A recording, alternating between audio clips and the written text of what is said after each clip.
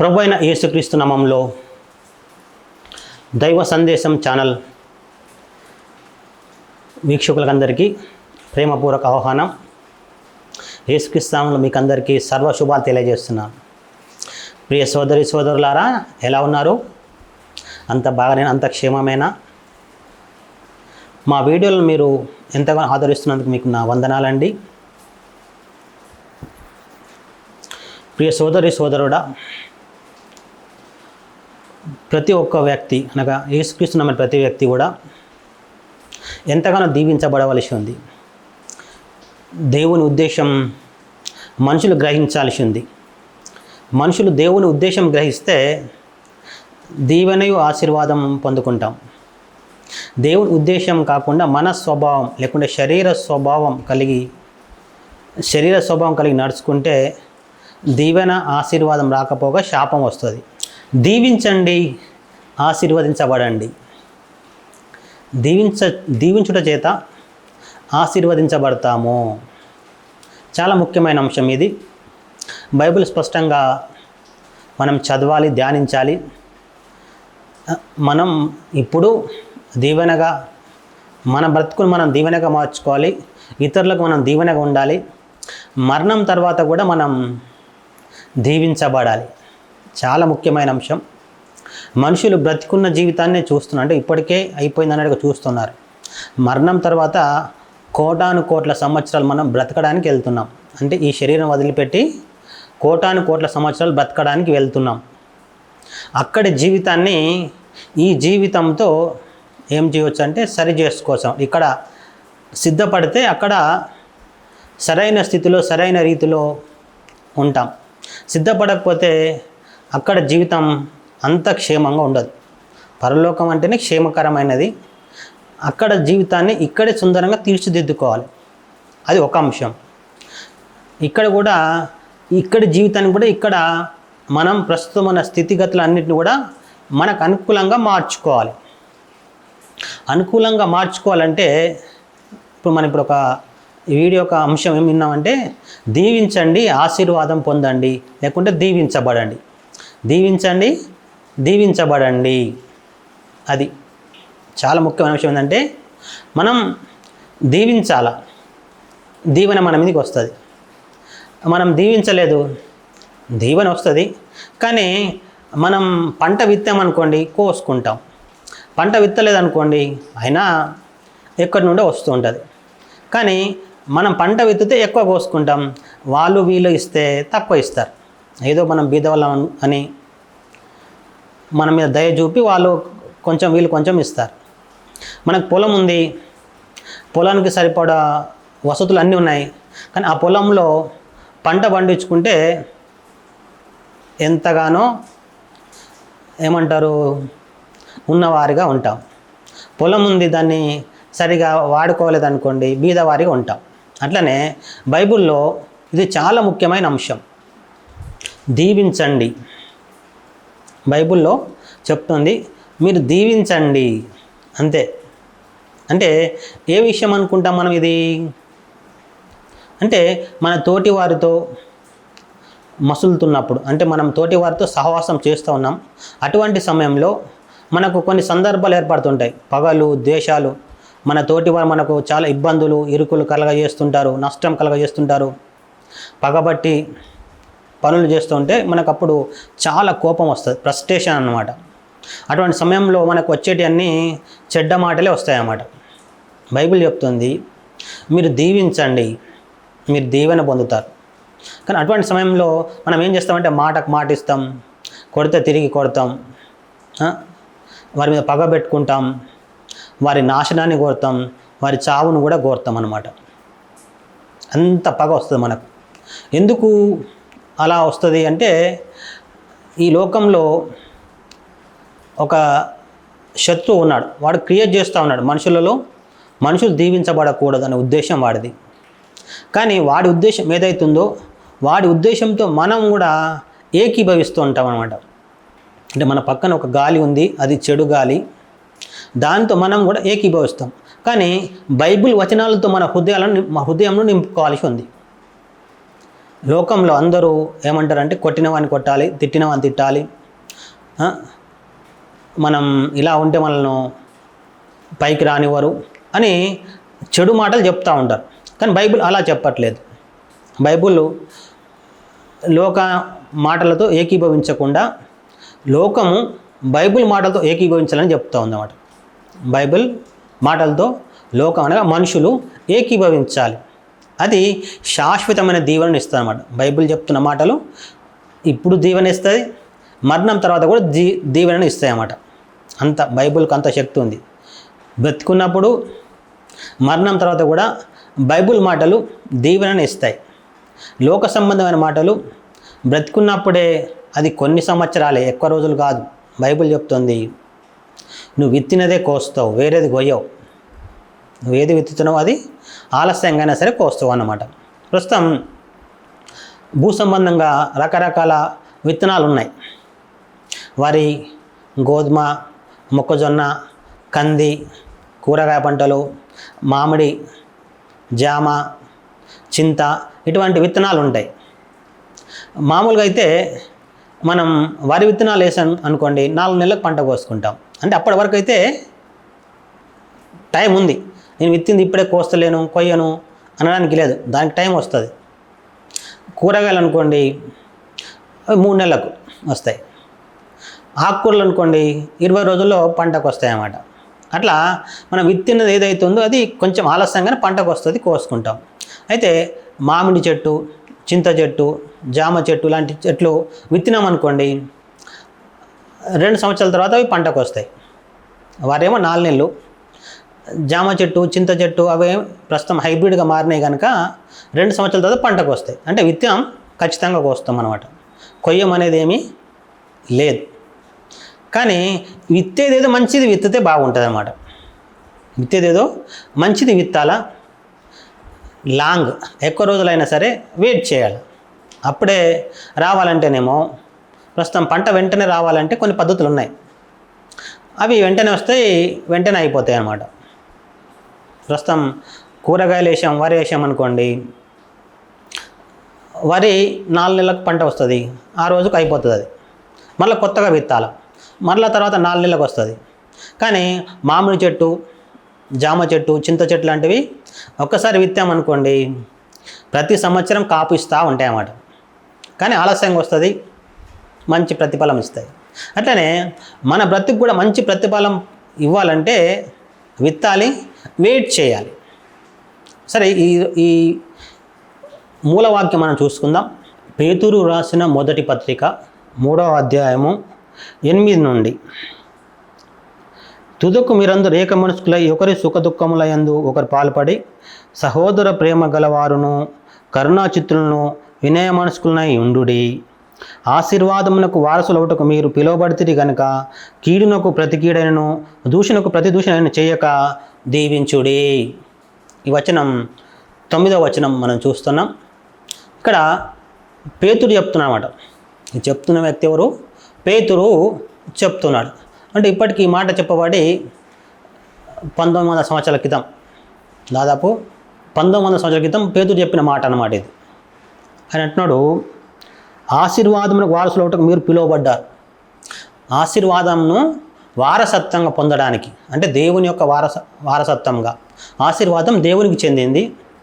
ఆయన ఆశీర్వాదం అంటే దేవునికి చెందిన దాన్ని నువ్వు వారసత్వంగా, అంటే నువ్వు నీ పిల్లలు, నీ పిల్లల పిల్లలు కూడా పొందుకోవాలి. ఏది? ఆశీర్వాదమును. ఆశీర్వాదమును నువ్వు, నీ పిల్లలు, పిల్లల పిల్లలు, అంటే నేను, నా పిల్లలు కూడా ఆశీర్వాదం పొందాల, శాపమును కాదు.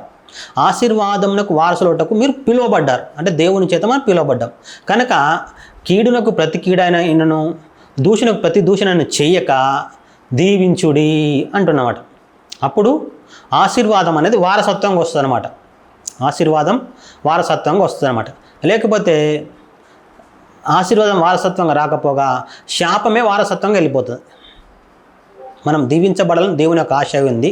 అందువలన పేతురు ద్వారా మనకు ఈ వాక్యం హెచ్చరికగా ఇస్తున్నాడు దేవుడు. మీరు పిలువబడ్డారు. దేనికోసం పిలువబడ్డామంటే మనం ఆశీర్వాదానికి వారసులుగా అవడానికి పిలువబడ్డాం. అందుకని కీడునకు ప్రతి కీడు చేయక, దూషణకు ప్రతి దూషణ చేయక దీవించండి అని చెప్పబడుతుంది. మనం దీవించాలంట. కానీ ఇతరులు మనకు కీడు చేశారు, ఎంత కోపం వస్తుంది. ఇతరులను మనం దూషించారు, అప్పుడు ఎంత వస్తుంది. వారి మాటకు మనం 10 రెట్లు ఎక్కువ అంటాం. వారు మనల్ని తిట్టారనుకోండి, నీకు ఇది నష్టం రా అంటే నీకు 10 రెట్లు రా అని అంటాం. నువ్వు చావని అంటే నువ్వు చావని, నీ ఇంట్లో చావని మనం మాటలు అంటాం అన్నమాట. వాళ్ళు ఒక మాట అంటే మనం 10 మాటలు అంటాం. కానీ బైబిల్ చెప్తుంది దీవించండి. దీవించడం చేత ఆశీర్వాదం వారసత్వంగా పొందుకుంటాం. మనం పిలువబడ్డాం, దానికి వారసులుగా ఉండడానికి పిలువబడ్డాం. కానీ మనం చేసే ఆ యొక్క కీడుకు ప్రతి కీడు, లేక దూషణ ప్రతి దూషణ మూలంగా ఆశీర్వాదం వారసత్వంగా పొందుకోకపోగా శాపమును వారసత్వంగా పొందుకుంటాం. ప్రస్తుతం భూమి మీద చాలా కుటుంబాలు దీవెనకరంగా లేవు, శాపగ్రస్తంగా ఉన్నాయి. కారణం ఏంటంటే దూషణకు ప్రతి దూషణ చేయడం, కీడుకు ప్రతి కీడు చేయడం అని అర్థం చేసుకోవాల్సి ఉంది.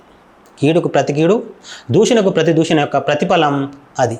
అయితే దీవించడం చేత ఆ వ్యక్తి మారతాడా?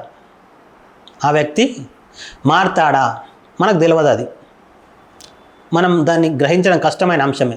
కానీ బైబిల్ చెప్తుంది, బైబిల్లో చెప్పబడిన మాట నమ్మకమైనది కనుక ఆ మాటకు మనం విలువనియాలి. మన కీడుకు ప్రతి కీడు చేయకపోతే వాళ్ళు ఊరుకుంటారా? వాళ్ళు వదిలిపెడతారా? మనం ఎదురు నిలబడకపోతే వాళ్ళు మన మీదికి వస్తారు, మనం ఎదురు తిరిగితే రారు అనేది లోక సంబంధంగా ఒక మాట ఉంది.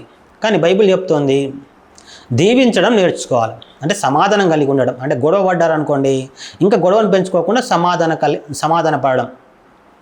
సమాధానపడి ఉంటే మనకు దేవుని వలన దీవెన వస్తుంది. మనం సమాధాన పడకుండా గొడవలు పడుతూ ఉంటే దీవెన రాకపోగా శాపం వస్తుంది. ఇక్కడ మనం చూస్తున్న వచనం 9వ వచనం, మీరు ఆశీర్వాదం వారసుల ఒకటి పిలువబడ్డారు కనుక కీడుకు ప్రతి కీడు చేయొద్దు, దూషణకు ప్రతి దూషణ చేయకుండా దీవించండి. మనం బైబిల్లో దావీదును చూస్తాం అన్నమాట. దావీదును మనం చూస్తాం. దావీదు రాజుగా కావాలని అభిషేకించబడిన తర్వాత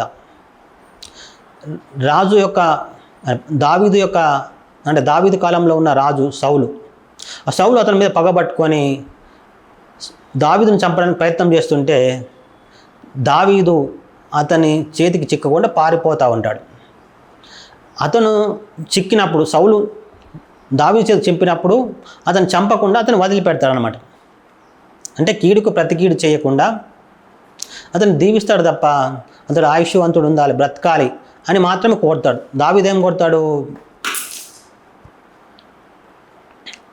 ఏం కోరుతాడంటే సౌలు రాజు క్షేమంగా ఉండాలి, అతను నేను చంపకూడదు, అతడు బాగుండాలి, అతను క్షేమమే కోరుతాడు తప్ప కీడునేం కోరడు. అతడు దీవిస్తాడు తప్ప శపించాడు అతన్ని. మనకు మాదిరిగా బైబిల్లోని కొందరు భక్తులు ఉన్నారు. అందులో ముఖ్యమైన భక్తుడు దావీదు తీసుకోవచ్చు. మనం దేవుణ్ణి తృప్తిపరచాలి, దేవుని ఆనందింపచేయాలి. అటువంటి సమయంలో మనకు హింసలు, శ్రమలు వస్తాయి. దావీదుకు శత్రువుగా దావీదు యొక్క రాజు అయిన సౌలు, దావీదుకు రాజు సౌలు అతను చంపడానికి రకరకాల ప్రయత్నాలు చేస్తున్నాడు. చాలా రోజులుగా ప్రయత్నాలు చేస్తున్నాడు. ఎంత చేసినా అతనికి దొరికిన దావీదు పారిపోతూ ఉన్నాడు తప్ప ఎదురు తిరగలేదు, ఎదురు యుద్ధం చేయలేదు, దూషించలేదు. అందువలన దావీదు చక్కటి దీవెనను పొందుకున్నాడు అన్నమాట. దావీదు ఆ దేశపు తర్వాత అతను రాజయ్యాడు. దావీదు అంతటి గొప్ప ఉన్నతమైన స్థానానికి చేరుకున్నాడు. ఒకవేళ దావీదు సౌలును కానీ కీడుకు ప్రతి కీడు చేయడానికి ప్రయత్నించి ఉంటే దేవుని చేత తృణీకరింపబడేవాడు అని అనుకోవచ్చు.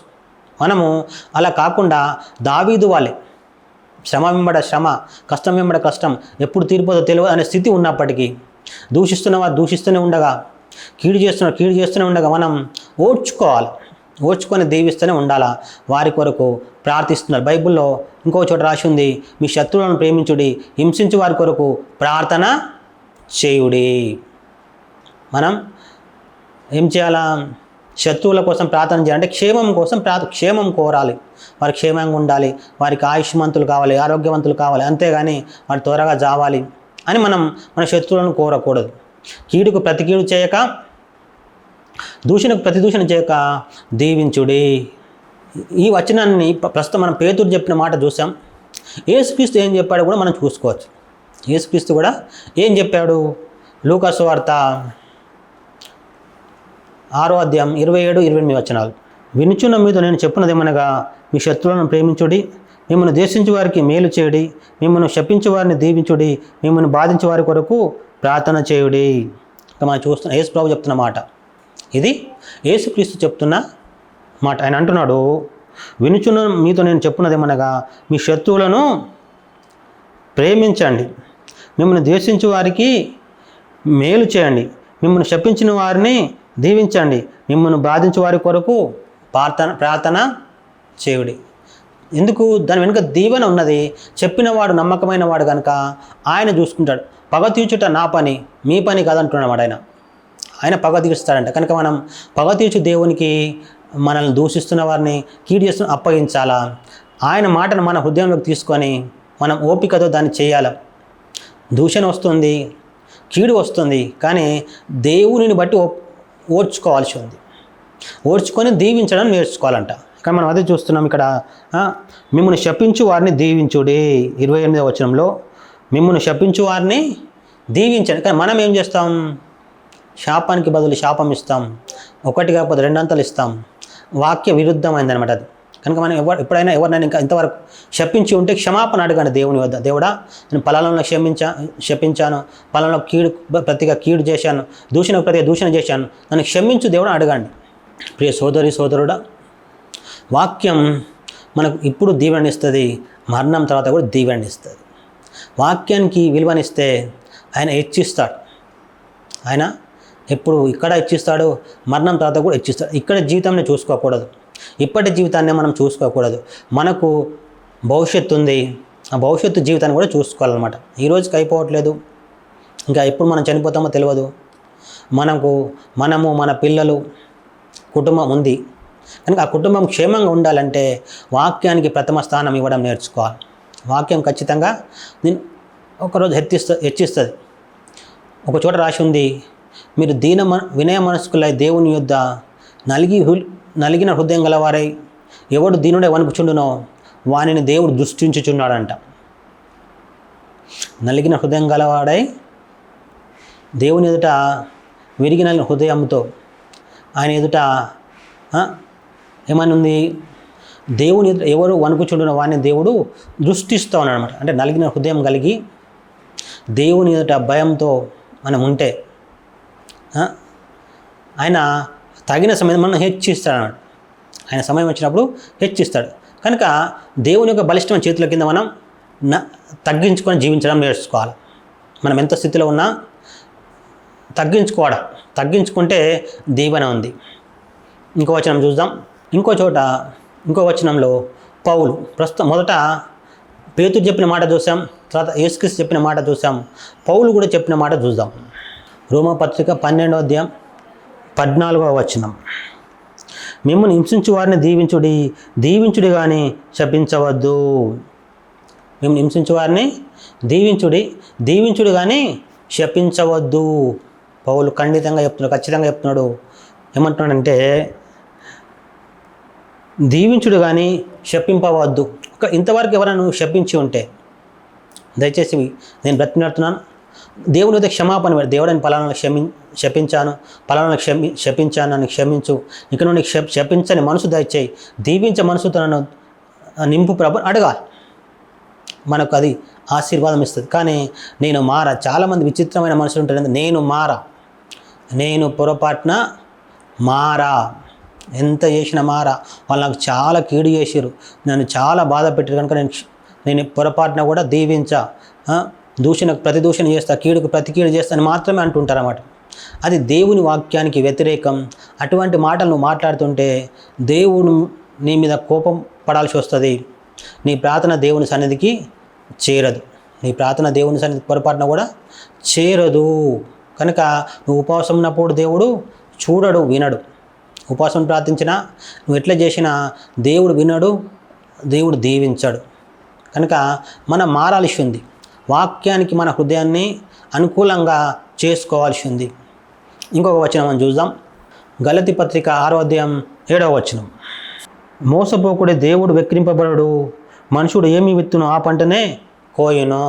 ఇక్కడ ఈ వచనంలో చూస్తున్నాం మనం, మనుషుడు ఏమి విత్తునో ఆ పంటనే కోయును. మనుషుడు అంటే మనం, మనుషుడు అంటే ఎవరు? మనమే. కనుక మనం ఏమి విత్తుతామో అది మాత్రమే కోస్తాం, వేరేది కోయం. ఇతరుల విషయంలో ప్రేమను విత్తామనుకోండి, ఒకరోజు ఖచ్చితంగా ప్రేమను కోస్తాం. ఇతరుల విషయంలో క్షమాగుణం విత్తామనుకోండి, ఒకరోజు ఖచ్చితంగా ఆ పంటను కోస్తాం. మనకు అన్నీ తెలుసు, తెలియందంటే ఏం లేదు, కానీ హృదయంలో ఒక చెడు స్వభావం మనం ఏలుతూ ఉంటుంది అన్నమాట. ఇక్కడ లోకం మన మీద అధికారం చేస్తూ ఉంటుంది. మన పక్కింటోళ్ళు, ఎదురింటోళ్ళు, లేకుంటే చర్చికి వెళ్ళే వాళ్ళు దుస్తులుగా సాగుతూ ఉంటారు, చెడ్డవారిగా సాగుతూ ఉంటారు, చెడ్డ మాటలతో సాగిస్తూ ఉంటారు. మనం కూడా అనుకుంటాం మనం కూడా అలాగనే చేయాలని, కానీ బైబిల్ చెప్తుంది నువ్వు అలాగనే చేస్తే నీకు కూడా అలాగనే చేయబడుతుంది. నువ్వు ఏది విత్తుతావో అదే కోస్తావు, వేరేది మాత్రం కోయవు. ఇంకొక వచనం దీనికి సపోర్ట్ చేసి ఇంకొక వచనం కూడా మనం చూసుకుందాం. యోబు 4:8. నేను చూచినంత వరకు అక్రమమును దున్ని కీడును విత్తువారు దానినే కోయుదురు. దాదాపు ఈ మాట అబ్రహాం కాలం నాటిదనమాట. అంటే అబ్రహాం లేకుంటే అంతకంటే మునుపు కాలానికి చెందిన ఎలిపజ్ అంటున్నమాట. తేమానీయుడైన ఎలిపజ్ అంటే యోబు కాలంలో ఉన్న తేమానీయుడైన ఎలిపస్ అంటున్న మాట. అంటే ఈయన అబ్రహాం కాలానికి సమీప కాలం లేకుండా అంతకంటే ముందు ఉండేవాడు. దాదాపు 4000 సంవత్సరాల క్రితం రాయబడిన అంటే చెప్పబడిన మాట ఇది. నేను చూచినంత వరకు అక్రమమును దున్ని కీడును విత్తువారు దానినే కోయుదురు. నేను చూసినంత మట్టుకైతే అక్రమం దున్ని కీడును విత్తితే ఆ దున్నింది అక్రమం అట, విత్తింది కీడంట, కోసేది ఇంకేం కోస్తారు? కీడే కోస్తారు. గోధుమ పంట విత్తితే గోధుమ పంటనే కోస్తారు, మొక్కజొన్న విత్తితే మొక్కజొన్నే కోస్తారు, మామిడి టెంక విత్తితే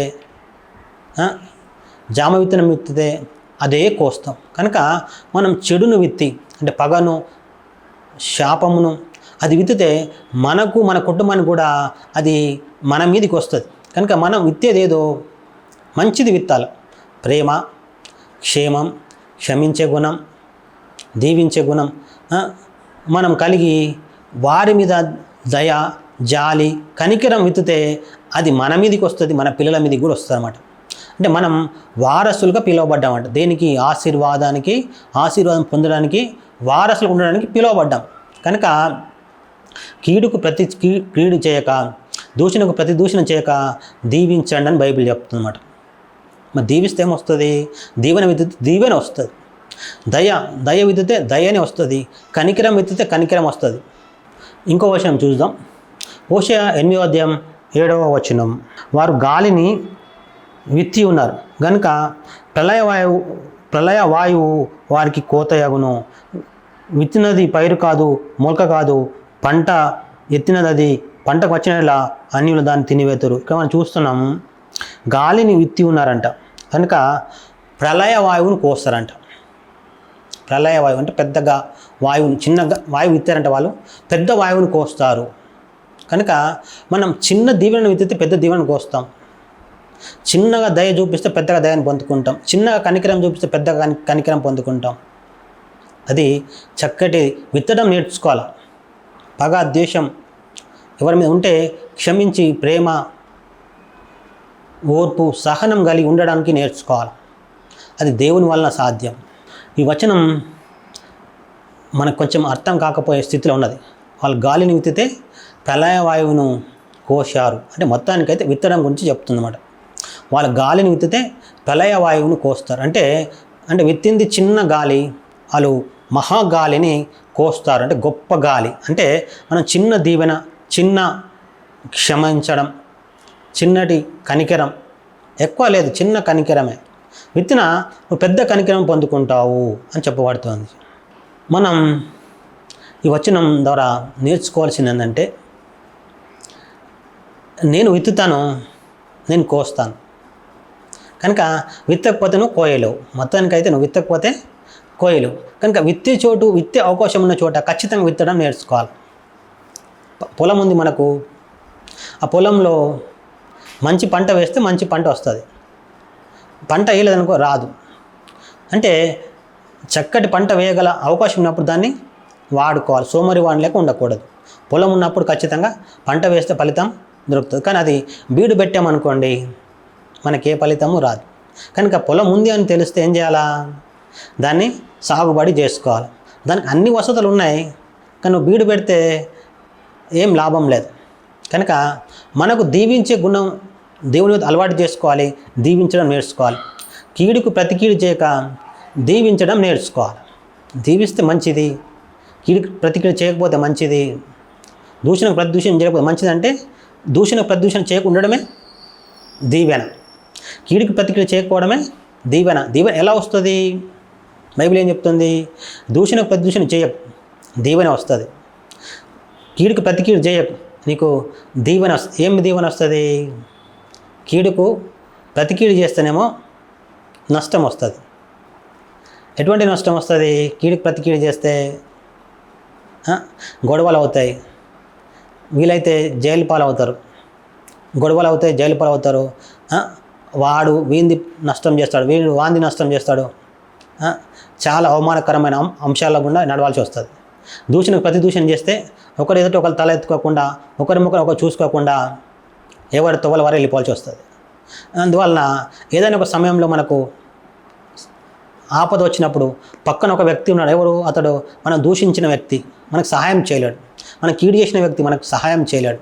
కనుక కీడుకు ప్రతి కీడు చేసావు, నువ్వు ఆపదలు పడ్డావు, దూషణకు ప్రదూషణ చేసావు, ఆపదలు పడ్డావు. అప్పుడు పక్కకాడున్నా నీకు శత్రువుగా అనుకున్నవాడు ఉన్నవాడు నీకు ఏ సహాయము చేయలేడు. కానీ నువ్వు క్షమించి, నువ్వు దూషణ ప్రదూషణ చేయక కీడుకు ప్రతిక్రియ చేయనప్పుడు, నువ్వు ఆపదలు ఉన్నప్పుడు వాడు ఖచ్చితంగా వచ్చి ఆదుకుంటాడు. ఎందుకంటే అతడు నా మీద పగలేదు, నేను అతనికి పగ, కానీ అతనికి నా మీద పగలేదు, కనుక నేను ఆదుకుంటాను అనే మనసు దేవుడిస్తే అతని ద్వారా మనకు మేలు కలుగుతుంది. బైబిల్ మంచి వాక్యం, అది మనకు దీవెనను ఇచ్చే వాక్యం. బైబిల్ చాలా చక్కగా దీవెనలతో కూడిన గ్రంథం.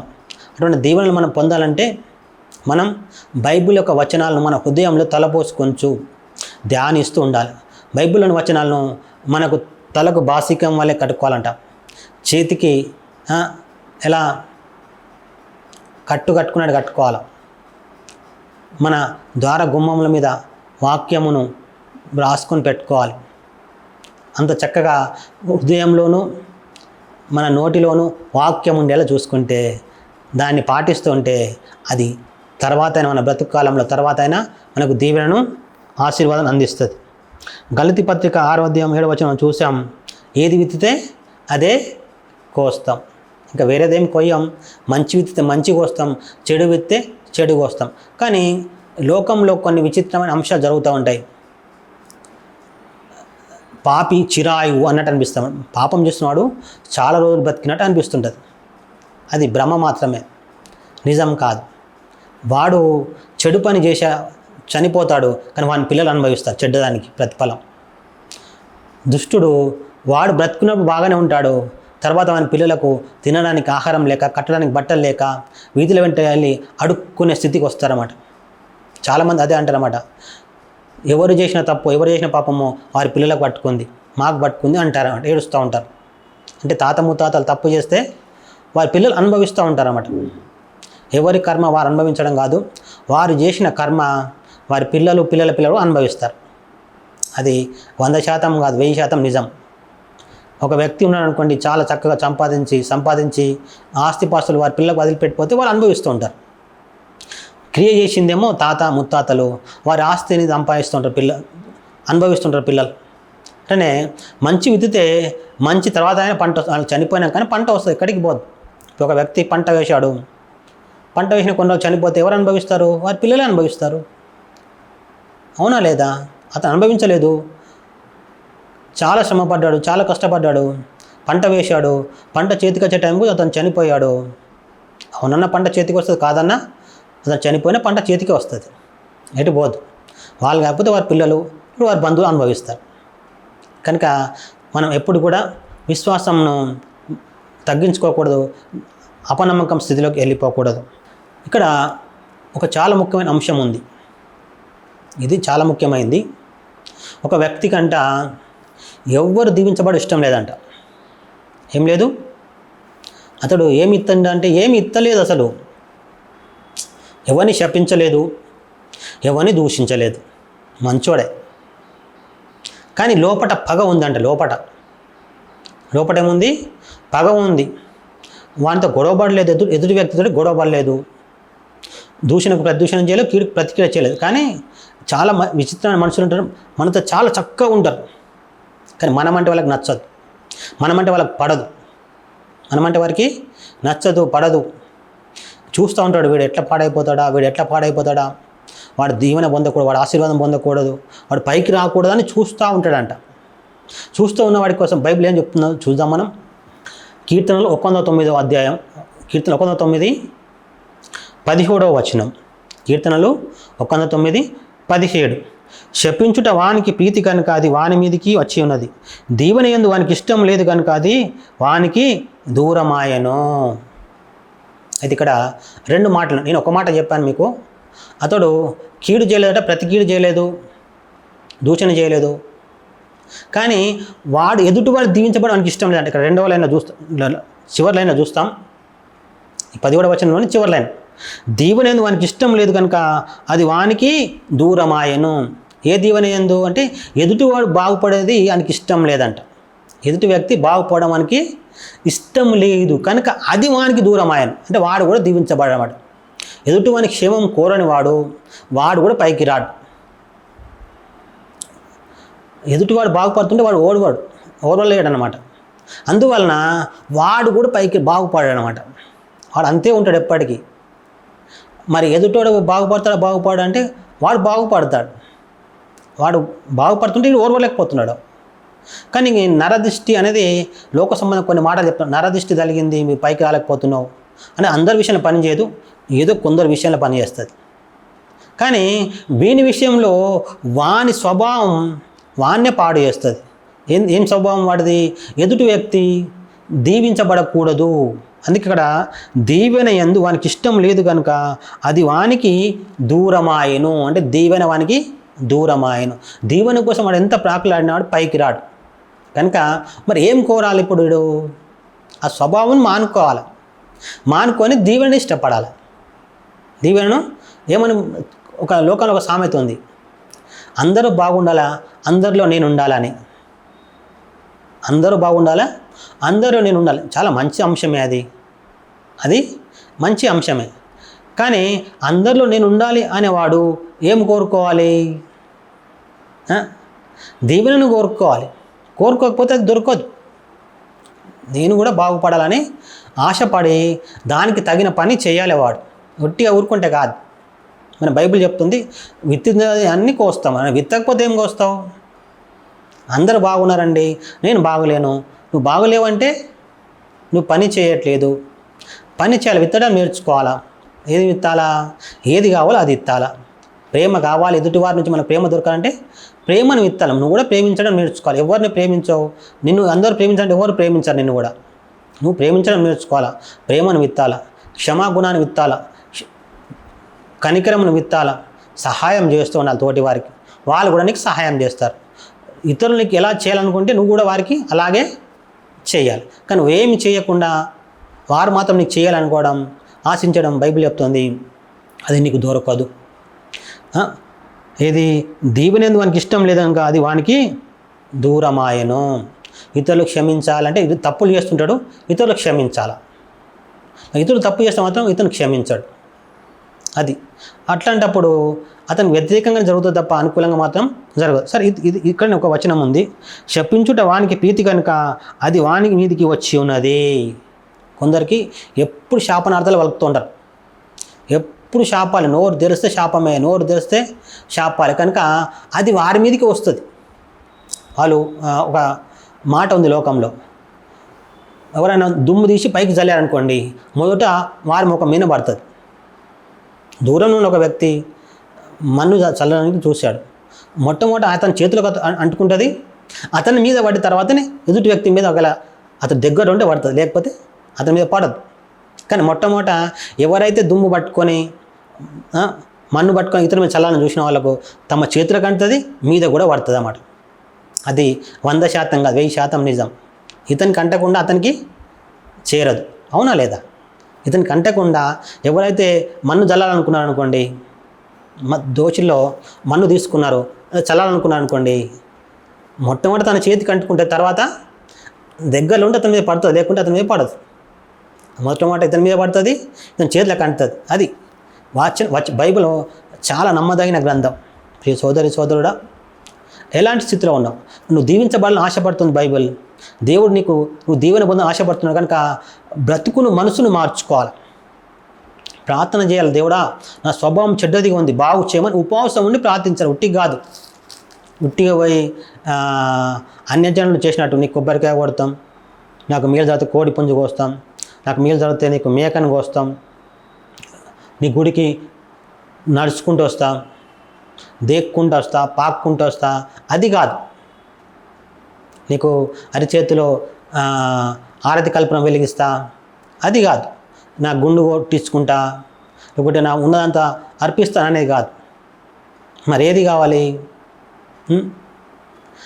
నువ్వు ప్రేమ, కనికరము, సహనము, ఓర్పు కలిగి ఇతరుల విషయంలో ప్రవర్తిస్తుంటే, శపించకుండా దీవిస్తుంటే అవి వస్తాయి. నీకు అంతకంటే ఇంకేమి దేవుడు కోరట్లేదు. వచనాన్ని హృదయంలోకి తీసుకోవాలా, పాటించాలా. అటువంటి సమయంలో శ్రమ, హింస వస్తుంది. కీడుకు ప్రతి కీడు అంటే కీడు ఆల్రెడీ చేస్తూ ఉన్నారు కనుక హింస కలుగుతూ ఉంటుంది. కనుక ఓర్చుకోవాలి, ప్రతి కీడు చేయకుండా ఓర్చుకోవాలి. దూషిస్తున్నారు, దూషణకు ప్రతి దూషణ చేయకుండా ఓర్చుకోవాలి, దీవించాల. అతను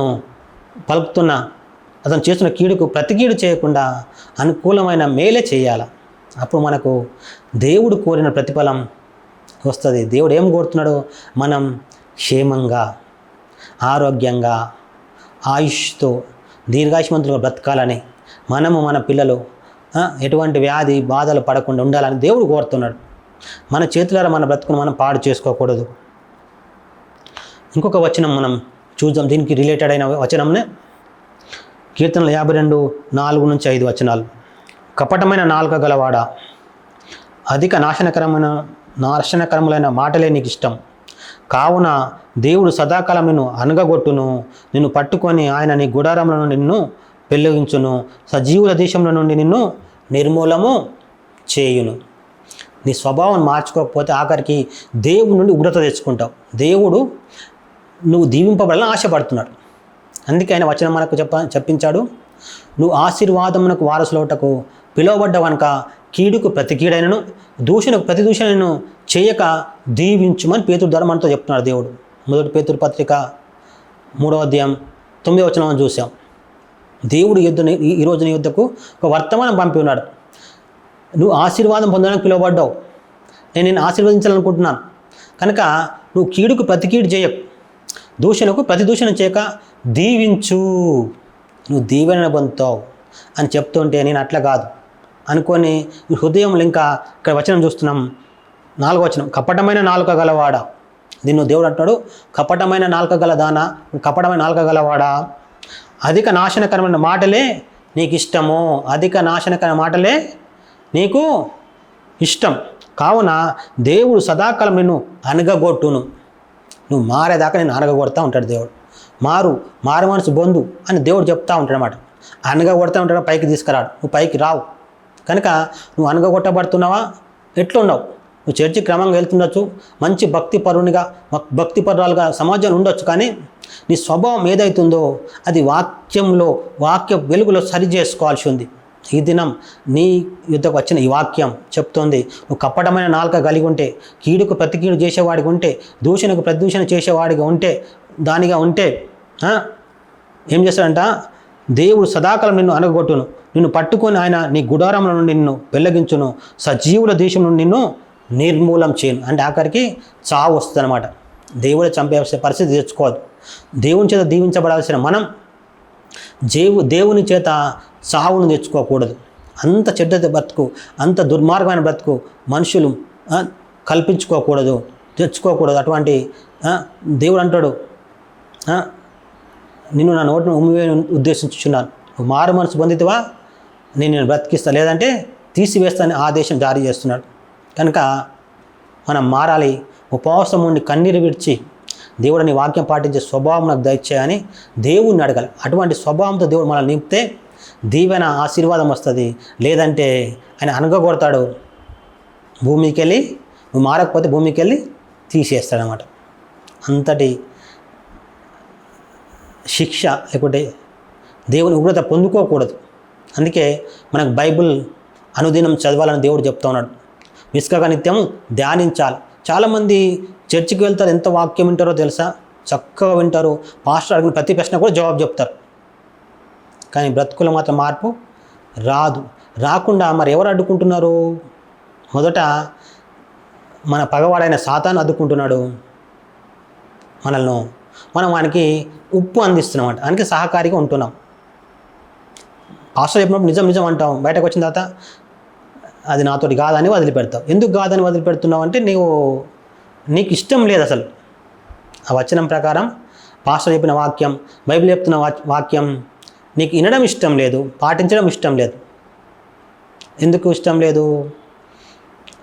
ఎందుకు పుట్టామో తెలియదు, ఎందుకు చనిపోతామో తెలియదు. అది అసలు ఎవరు పుట్టించారో తెలియదు, ఎందుకు చనిపోతానో తెలియదు, చనిపోతే ఎక్కడ ఉంటావో తెలియదు. ఏదో అలా నడుస్తుంది బ్రతుకు అనే స్థితిలో కాదు. నేను అవునన్నా చేస్తా, కాదన్నా చేస్తా, చనిపోతే పరలోకంకి వెళ్తా, పరలోకంలో నాకు మంచి గొప్ప స్థానం నేను పొందాలి అంటే ఈ బ్రతుకును సుందరంగా తీర్చిదిద్దుకోవాలి. ఇక్కడే చక్కగా తీర్చిదిద్దుకోవాలి. ఎట్లా? దరిద్రుని వాళ్ళే. అతడు దరిద్రాన్ని ఎందుకు కోరుకున్నాడో మనకు తెలియదు. ధనవంతుడు దరిద్రుడనే లాజర్ దరిద్రాన్ని ఎందుకు కోరుకున్నాడో తెలియదు. అతనికి అవకాశం లేదా ఏమో తెలియదు, ఎందుకు అతను దరిద్ర బ్రతుకో తెలియదు. కానీ అటువంటి స్థితిలో దేవుని దూషించకుండా దేవునికి ఇష్టంగా బ్రతికి చనిపోయినప్పుడు దేవదూతల చేత అతను తీసుకొని వెళ్ళిపోయాట. అతను చనిపోయినప్పుడు దేవదూతల చేత కొనిపోబడి ఎంతటి దేవుడు మెచ్చుకోగలిగిన జీవితం అతను జీవించాడు. కనుక మనం కూడా మరణంను ఒకవేళ బీద స్థితిలో వచ్చిన దేవుని దూతలు వచ్చి లేదంటే దేవుడు వచ్చి మనం తీసుకుపోయే స్థితిలో ఉండాలి. కానీ లోకం మెచ్చుకునే స్థితిలో ఉండి దేవుడు అనగగొట్టే స్థితిలో ఉండకూడదు. లోకం నిన్ను మెచ్చుకుంటుండొచ్చు, లోకం నిన్ను లీడర్గా చేసి ఉండొచ్చు, వారికి అనుకూలంగా మాట్లాడి వాక్య వ్యతిరేకంగా జీవిస్తూ నువ్వు అనుకుంటున్నావు, నిన్ను నువ్వు భ్రమపరుచుకుంటున్నావు. అందుకే మోసపోకుడి, మనుషుడు ఏమి విత్తున ఆ పంటనే కోయినని గలతీ పత్రిక 6వ అధ్యాయం 7వ వచనం చెప్పబడుతుందన్నమాట. గలతీ పత్రిక 6వ అధ్యాయం 7వ వచనంలో మోసపోకుడు, దేవుడు వెక్కిరింపబడడు. మనుషుడా, నువ్వు ఏమి విత్తుతూ ఆ పంటనే కోస్తావు. కనుక మరణం తర్వాత జీవితం కోసం పంటను విత్తడం నేర్చుకోవాలి. మన కుటుంబం కోసం, మన కోసం మంచి పంటను విత్తడం నేర్చుకోవాలి. లేదంటే శాపం, శత్రువులు, పగవారు అందరూ విత్తబడితే ఒక్క పగవాడు వెళ్ళి 7 పగవాలుగా మారవచ్చు. మనకి అంతమంది ఒక పగవాడు ఉండొచ్చు, తర్వాత ఆ ఒక్కడి మూలంగా మనకి 7 పగవారుగా మారచ్చు. మనం ఒక్క మాట అంటే 7 మాటలు మనకు మీదికి రావచ్చు. అలా మన బ్రతుకులు మనం చెడగొట్టుకోకుండా ఉండాలంటే వాక్యానికి ప్రథమ స్థానం ఇవ్వాలి. దానికోసం ఉపవాసం ఉండి కన్నీరు విడిచి, దేవుడా నేను పాటించలేకపోతున్న వాక్యం పాటించే శక్తిని, బలంని నీ ఆత్మతో నన్ను నింపు, నీ ఆత్మాభిషేకం దయచేయి, నాకు నూతన హృదయం దయచేయి, నూతన మనసు దయచేయమని ప్రార్థించాలి. మనము, మన కుటుంబం, మన పిల్లల తరం ఆశీర్వాదం పొందాలి. వారసుల గంటకు మనం పిలువబడ్డాం కనుక కీడుకు ప్రతి కీడను, దూషణ ప్రతి దూషణ చేయక దీవించాలా. దీవిస్తే దీవెన మన మీదకి వస్తుంది. మనం ఎదుటివారి క్షేమం, ఎదుటివారి మేలు, ఎదుటివారి కనికిరమను వాటిని విత్తితే మనం ఎక్కడికి వెళ్ళినా మనకు కనికిరం దొరుకుతుంది, దయ దొరుకుతుంది, మన క్షేమం కోరే వాళ్ళు ఉంటారన్నమాట. లేదంటే ఖచ్చితంగా మనం చావాలని కోరే వాళ్ళు ఉంటారన్నమాట. చాలామంది కొందరు ఇతరులు కీడు చేస్తుంటే వాళ్ళు అంటారు, అటువంటి వాడు ఎందుకు బతికిండి ఇంకా చావక అంటారన్నమాట. వాడు ఎక్కడన్నా చావని, వాడు పోయి ఇంటికి రాకపోని అని శాపాలు పెడతారు. అటువంటి బతుకు మనం బ్రతకకూడదు. బ్రతుకు మనకు, మన కుటుంబానికి కూడా శాపకరంగా ఉంటుంది. కనుక అటువంటి బ్రతుకు మనం బ్రతకకున్నట్లుగా మనం ప్రదూషణ చేయక, కీడుకు ప్రతి కీడు చేయక దీవించే మనసు దేవుడు మనకి ఇచ్చును గాక. దేవుడు మన వినుకుల ఈ మాటలు దీవించును గాక. ఆమెన్.